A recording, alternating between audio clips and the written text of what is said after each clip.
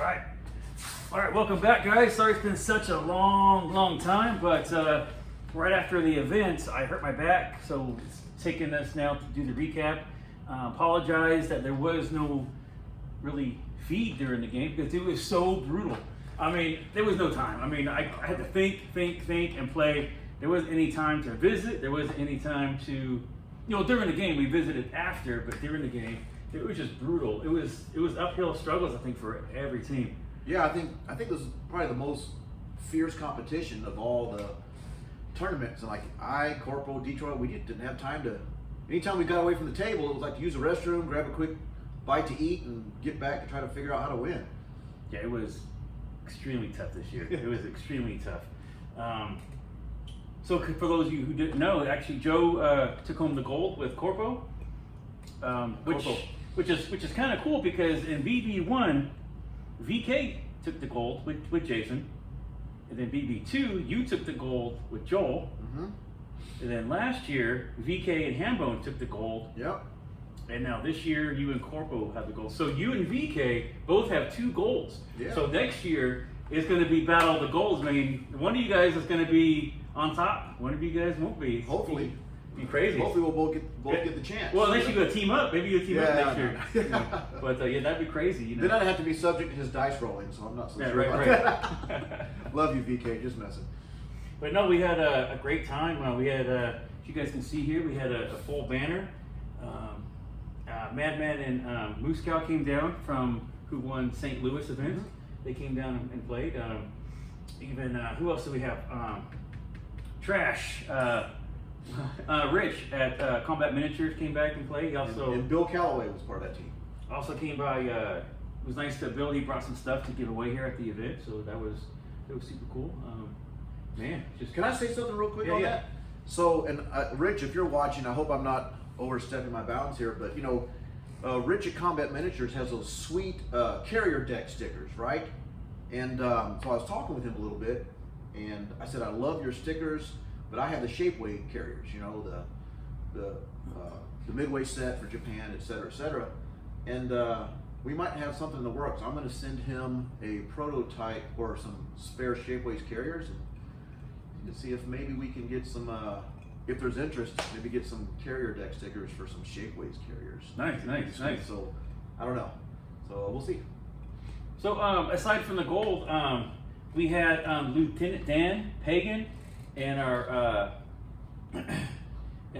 friend Jeff. What's his name? Wildcat. 605. They took the silver, and which is funny about these names is sometimes I know you by name, and sometimes I know you by your handle.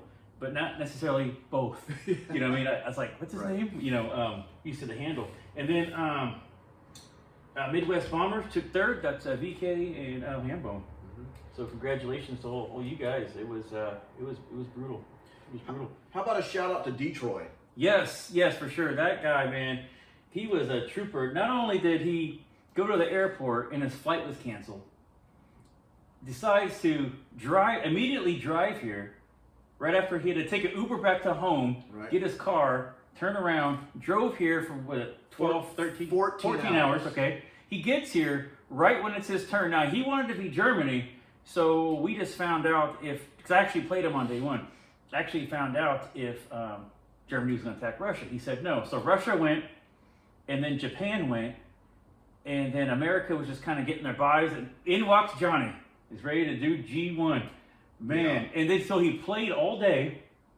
Now, mind you, he was at the airport the previous morning, drove all day, all night, got here, played all day, and then we went out to dinner. Yeah. I was like, man, he was a trooper, man. And he stayed at my place, so he slept about 5 hours, gets up and plays all day the next day, and then on Monday, championship day, he came and played a little game, and then leaves halfway through that to drive all night again. Yeah, that's right. Yeah, crazy. He left there to drive home. Man, that was wouldn't have been the same without the guy. No, but it was super cool that he made it through all those mishaps. There was actually a lot of mishaps going on with flights being delayed, no rental cars anywhere. Oh yeah. That was crazy. So what do we learn from this? When you book your ticket, book a rental car. Oh man. see what else we got going. Oh, that's right. I've been so busy with the prepping for the event. I didn't even let anybody know, but the BB4 books are out. You'll know if it's BB4 because it says BB4 right on them. So just like before, it is $20 to send to my PayPal siredblood@yahoo.com. And I think one of your videos mentioned we were gonna do something. We were gonna prototype something. I think one of your videos mentioned. Yes, something. I did. And so what that was, were these cool. These are sweet. And what these were prototyped at the event, and what these are fuel dice. So you have the gauges on there. You got one. Well, which way did I rotate this? One. You got 2, 3, 4. So everyone seemed to love these. That way you just pick up a dice, roll, put it on a table. And what about 0? Well, you don't need a dice if it's 0, right? Yeah. So if you don't see a dice, you know it's a 0. So I'm just everyone at the event loved them. I think we had probably about 90%. I think were interested and not just interested, but with like multiple sets. Mm-hmm. So just got to put the feelers out there because to get them produced won't be cheap. However, the more I'm able to produce, the cheaper they're going to be because of bulk. So something you're interested in, you can just let me know in the comments. Well, I'm definitely interested in 2 sets. I have prototypes, but I want them with the printing or engraving. Yeah, right. Yep. Do it, so. Yep. I gave away 2 at the event. One went to Jeff, and one went to yours truly right there. So. I want it, so. Yep. So how many dice do you think would be in a set by chance? I thought 6, but you said you like got 8. 8. But maybe that's because I got a slot in my table for 8 dice, so I don't know. But yeah, all right. Yeah. And then also something else is going to be coming up. Joe and I have been talking about, and that's where we would like to do an unboxing of a game. Mm-hmm. We want to review the content, play the game, and then give you our thoughts on that game. Now, it might be X's and Allies, it might not be X's and Allies. I know we talked about doing Midway. Yeah, I have Midway. I still have, back from 2017 going to Toronto, playing at YG's tournament, Doug at Historical Board Gaming gave me a America. I have not played it yet, so maybe we can review that game. Sure. I have a brand new D-Day. D-Day game. I've never played it. You guys probably played it tons of times, but it doesn't take too long. A couple hours, mm-hmm. I've heard. So we thought that'd be cool. Something for the channel, mm-hmm. Do that kind of stuff. And I might as well just make this my little channel update at the same time, real quick. I'm going to be starting a new project. It is not Axis and Allies related, but it will be a video series because I am making, for my wall over there, a Han Solo in carbonite 1:1 scale to hang on my wall. So with smoke. I want the smoke, I want the lights, everything about that guy. So that build is going to be starting shortly. Nice. So that'll be something unique for this channel. Just Han Solo in carbonite, man. I'm looking forward to that. It's gonna be great project here for Site B3. Site B3.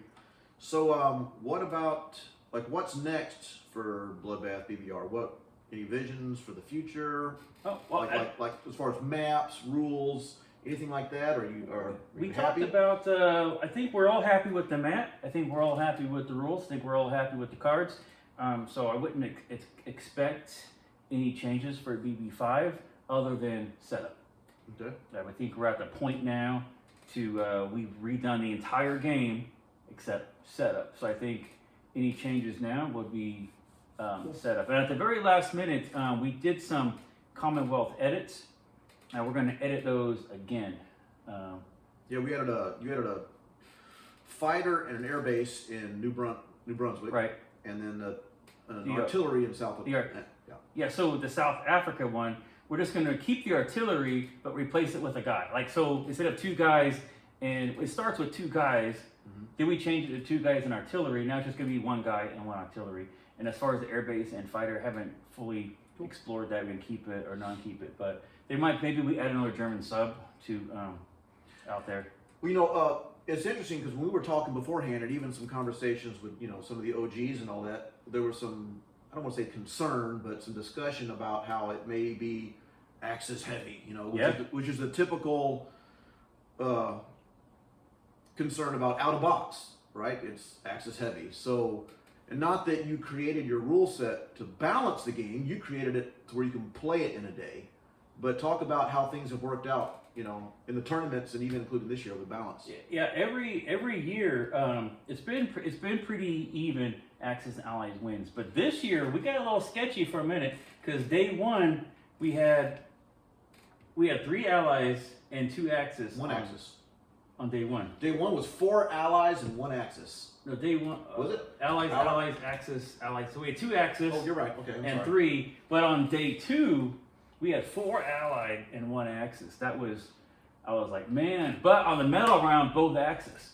So we did come out with 7-5. 7-5. But it was Allies advantage 7-5 as opposed to Axis. So I don't know if that, puts to bed the whole concern about BB4 being Axis heavy, but Yeah, I mean it's funny. I think it goes that way every year. Mm-hmm. People think it's Axis heavy, but you really have to have a game plan for the Allies. You just can't, because you got to think about it, as America, turn 6, you're done. Right. Whatever pieces you have on that table, unless you're trying to get back Hawaii or land in Gibraltar or Juneau or something. Yeah, are pointless. Any units that are going deep into the Pacific or deep into Europe have to be in play on turn 6, and it's very difficult if you're kept out of the war until turn 4. Right. So you have to be mentally prepared to know your buys and get them out into position.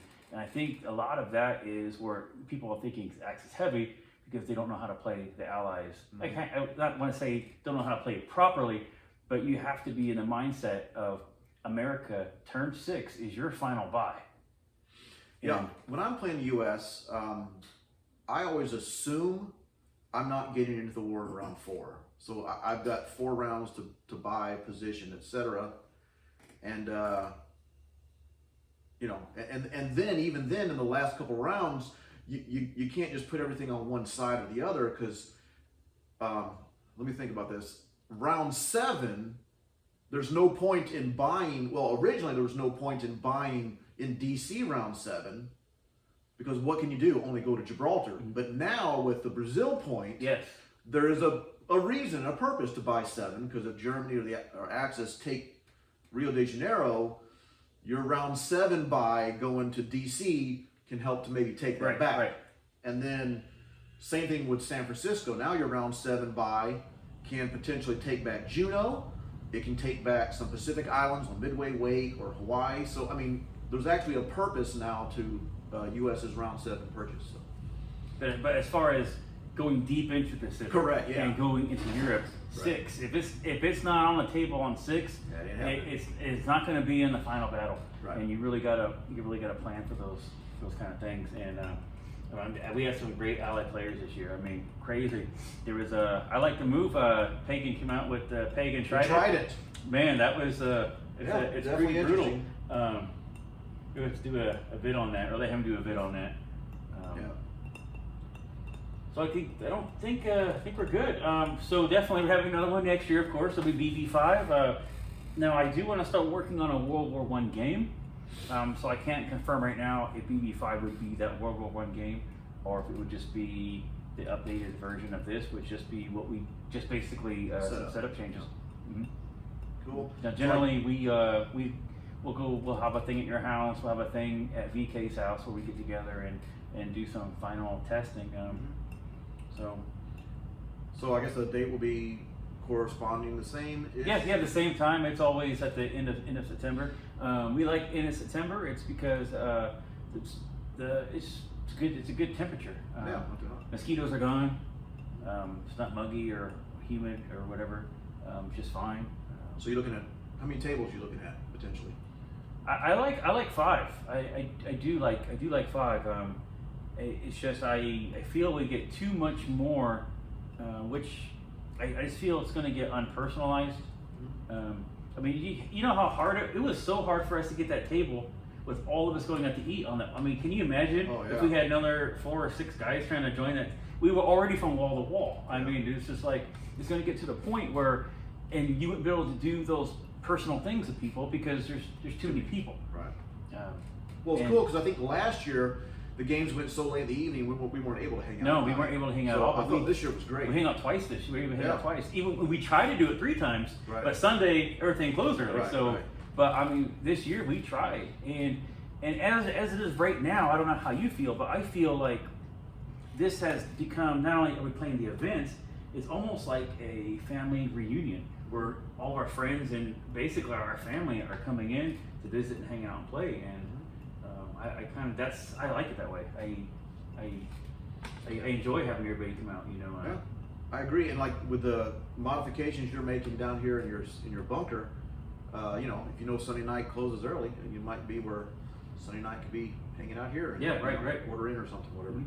So cool. And some of the guys have been talking about trying to do some regional things or online things for the event, but see how that goes. Yes, now, there is St. Louis coming up still. If you guys are interested in going to St. Louis to play at Rob's. I think that's March 19th through the 21st. So you might want to check the Chaplin's channel. That's what I was thinking. I was like, Rob. Again, I was thinking, Rob. What's his name? I know what's his handle? Chaplin. Yeah, it's one or the other. I can't remember both. It's very difficult. So check out his channel if you're interested in the. Actually, you can go to sireblood.com/community, and I think there's some information there on one of the discussions. I think he did post it. Yes. About St. Louis Bloodbath 2. So as far as registration for next year's Bloodbath here in Atlanta, how's that going to work? What timetable? What are you looking at? Yeah, it's I guess I'll announce it on the website soon, just because I'm not sure the cost yet. I'm pretty sure 80 will be fine again. It's at the point where as long as I'm not losing money, I'm cool. Like the first couple years, I lost tons of money, which was fine. Last year was maybe a little bit. I think this year actually was pretty even. I don't think I really lost any money. So if I'm not trying to make money. So if 80 is fine, I'll just do 80 again. I think Rob bumped his up to 100 and St. Louis. But if we could do 80, that's fine. Because I'm not trying to make money. I'm just not trying to lose money neither. No, it's great. You get lunch both days plus your registration fee, and you got to buy maps. You got to buy lots of stuff. And then the alcohol gets tore up. Yeah. Right. All right. Well. Or root beer. Right. So thanks for tuning in. Again, sorry it's been so long for a video. It's just busy, man. This life, Well, thanks for providing this opportunity for us, man. I mean, to think that, 4 years ago I went to the first Bloodbath there in Orange County, got to meet all these great guys, and to think what's transpired since there and all the awesome opportunities you've given us to play the game we love and your awesome rule set. And definitely had some guys that weren't here this year that we definitely missed, and hopefully they can make it next year. So, which is crazy. I mean, I never would have thought this would be going on 5 years now. I mean, who would have thought, after BB1, here we come, and people are willing to go. They went to California, now they're coming to Georgia. It's just like it seems to, and coming here is a lot more inconvenient than California. The airport was right next to the events. Right. This is a little more inconvenient, but people still willing to come out here, even drive out here. Right. Rich drove, Gijoe drove, Warpig and drove. Oh yeah. I don't know if they Hambone. No, Hambone. Hambone drove. Hambone and Parker, they drove. Okay, I know he picked up Parker. I wasn't sure they drove to the airport after that. They drove. We drove to the airport, picked up VK, but. Okay, so I mean, just crazy, just like people just taking the trek to get out here. It's awesome. Now, when Corpo drives here, it's really on from San Francisco or the Mofo brothers. When they drive here, it's for real. Right. All right, again, so thank you everybody for tuning in. Thanks to everybody for your support on the Bloodbath rules. Like I said, so I know I've heard your cries, man. So there'll be no map changes. I won't do no map changes. Shouldn't need any card deck changes. We'll do our best to adjust anything within the setup. So whatever you bought for BB4 will be legit for BB5. Cool. I'm excited. I can't guarantee it, but we're gonna try. Wow. I'm gonna hold you to The map for sure. I don't see any changes in the map. The map is awesome. It's just is there an NO tweak here and there? Right. But I think we could get most of it in the setup. So. Cool, man. I'm excited. All right, thank you guys. All right, I gotta get up. Oh man, my back still hurts. We don't want to cut that out. All right, we'll just upload it.